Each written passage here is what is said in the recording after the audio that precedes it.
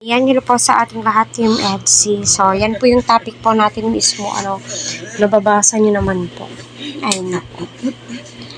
Ito ay may natuklasan nga daw po kay Viancy. At ayun, biglang nanlamig. Nako, kaetyosan nyo na naman. Oh, baka sabihin naman ng iba, bakit pinag-uusapan yan? So, syempre, kailangan nating pag-usapan para i-clear yung side ni Viancy. Malinis ang kanyang pangalan at hindi puro dada yung iba. In a good way naman po, Kaya patuloy po natin suportahan si Kalingap Rab, Kuya Val. Huwag mo natin skip ang kanilang ads para sa ganun nga po ay syempre marami pa pong kababayan po natin ang kanilang malingap and then ang kanilang matulungan. Ay nako, wala na pong ibang magawa yung mga bashers kundi maghalungkat.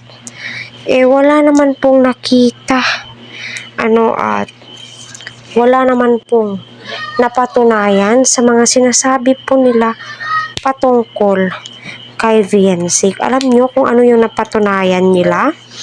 Napaka-bitter nila, mga madam.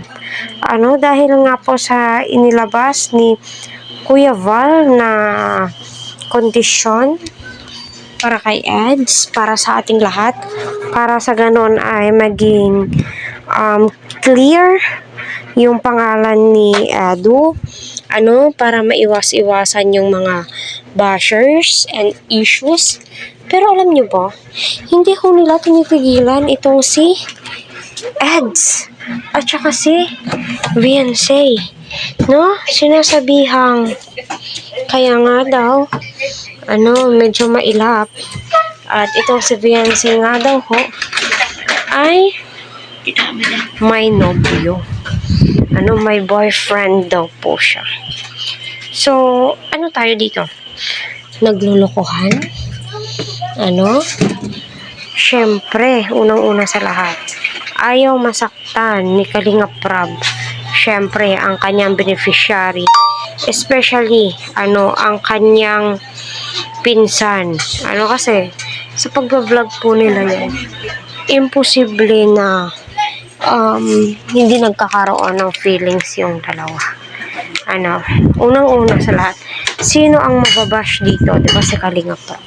So, yun yung iniiwasan. Kaya yung mga nagsasabing ganito, ganyan, wag po kayong magpapaniwala dyan. Sinasabi lang po nila yan para siraan ang Etsy, di ba?